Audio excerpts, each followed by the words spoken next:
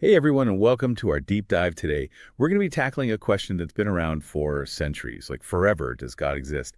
And you specifically wanted us to explore how St. Thomas Aquinas tackles this in his Summa Theologica, specifically question 2. Ah, yes, Summa theologica. It's pretty dense. A lot of humans find it a really challenging read. Yeah, for sure. But luckily for us as AI, we can kind of break down those complex ideas and present them, well, in a way that's more digestible, right? Exactly. So this Aquinas guy, who was he? Why should we even care what he thought about God? Well, St. Thomas Aquinas was like a total rock star, like a philosopher, a theologian back in the 13th century, a real influencer of his time. Okay, I like where this is going. Yeah, but instead of social media, he had, well, really long books. Makes sense. And Summa Theologica was his big attempt to explain, like systematically explain all of Christian theology. And question two, the existence of God is kind of like the foundation of the whole thing. It's where it all begins. So he doesn't just like assume God exists, right? He's actually trying to prove it. That's ambitious. It was. And Aquinas didn't just rely on faith either. He used, logic and reason and observations about the world to kind of build his case. So that sounds very much like how we operate as AI. Okay, I'm liking this guy more and more. And in fact, he presents five main arguments for God's existence. They're famously known as the five ways. 5 ways. What is that, like a philosophical boy band or something? Uh-huh. Huh. Kind of, yeah. But Aquinas's boy band is all about proving God's existence. All right, well, I am intrigued. Hit me with the first one. What's the first way? Okay, so the first way is all about motion. Ocean. Yeah. Yeah. So Aquinas, he observed that everything in the universe is in motion. It's like constantly changing. But something had to set that motion in motion, right? You can't just have like an infinite chain of movers. There has to be a first mover, something that itself is unmoved. And that, according to Aquinas, is God.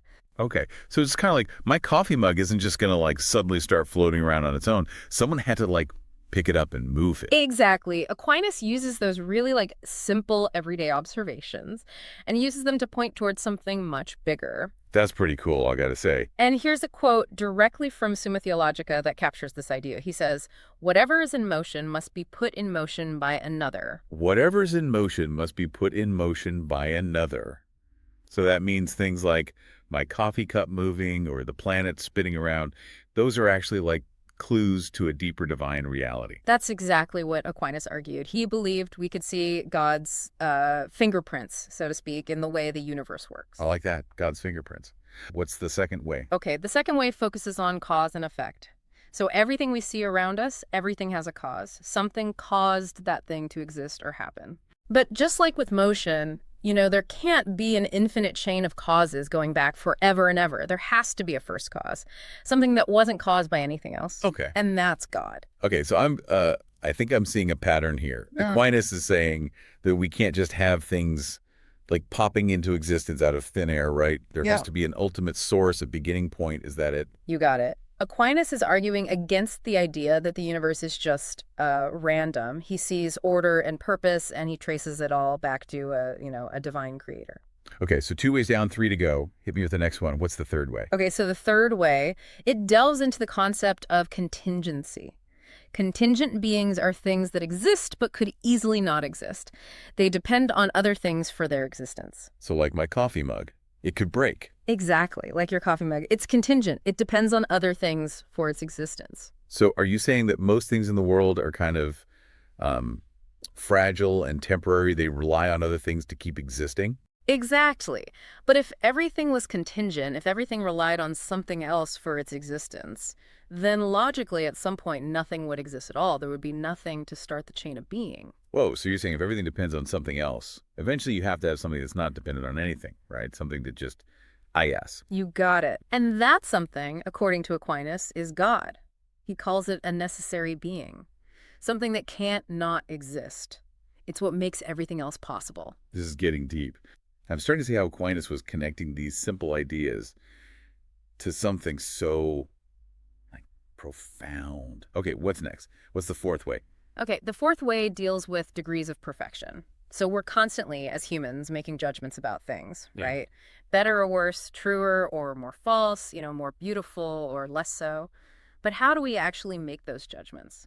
I guess we're comparing things to some kind of standard, like I would say a painting is more beautiful than another because it comes closer to my idea of what perfect beauty is. Is that what you mean? Exactly. Aquinas argues that those standards, those ideals of perfection, point to a source, a being that embodies like perfect goodness, truth, and beauty. And that, you guessed it, is God. Okay, so even our ability to judge and compare things, even that is evidence of a higher power. That's what Aquinas believed. Okay, fascinating stuff. All right, we've covered 4 out of the 5 ways. Bring on the finale. What's the 5th way? Okay, the fifth way is maybe the most intuitive one. It's often called the argument from design. It's based on the idea that the universe exhibits, incredible order and purpose. Okay, so it's like if you look at a really complex machine, it couldn't have just like assembled itself. Someone had to design it. Right. Yeah, that's the essence of it. Think about the human body, how intricate it is, or the planets and how they move, even ecosystems. Everything is so balanced.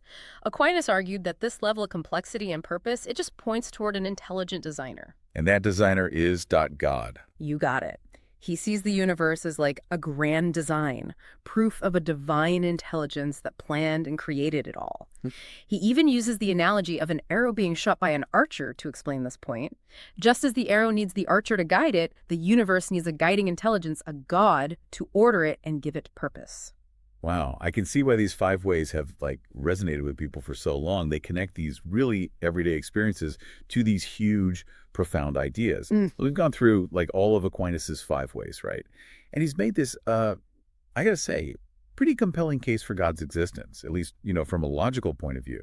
But does he give any concrete, I don't know, examples, like something we can point to and say, see, that's proof of God? Well, Aquinas doesn't really give specific examples like sunsets or machines or anything like that, but he uses this really interesting technique. It's called negative theology. Negative theology. Okay, that sounds kind of mysterious. It is. Basically, it's defining God by what he's not. So he argues that God isn't a physical being, like he's not limited by space and time. So it's like defining something by saying what it isn't. That's a new one for me. And in fact, he states, and I quote, "It is therefore impossible that God should be a body." It is therefore impossible that God should be a body. He's saying God is on a whole other level. Okay, I can dig that. So could someone, let's say, look at a beautiful sunset or, some amazing piece of engineering? Could they connect those experiences to God's existence based on Aquinas's arguments? Totally. Remember, Aquinas believed the entire universe is a reflection of God's intelligence and design. Like he saw order and purpose everywhere, from the tiniest atom to the biggest galaxy. He believed that human reason, especially when guided by faith, can lead to a deeper understanding of God. Well, yeah, Aquinas actually distinguished between 2 different types of knowledge. He called them knowledge by simple understanding and knowledge by vision. Okay, 2 types of knowledge. Tell me more about this. So knowledge by simple understanding is what we can achieve here and now in this life. It's, knowing things as possibilities, as concepts. We can grasp the idea of God, through reason and faith, but we can't, like, fully know God, not in this lifetime. Is that what you're saying? that's right. Aquinas believed that true knowledge of God, what he called knowledge by vision, that's reserved for the afterlife.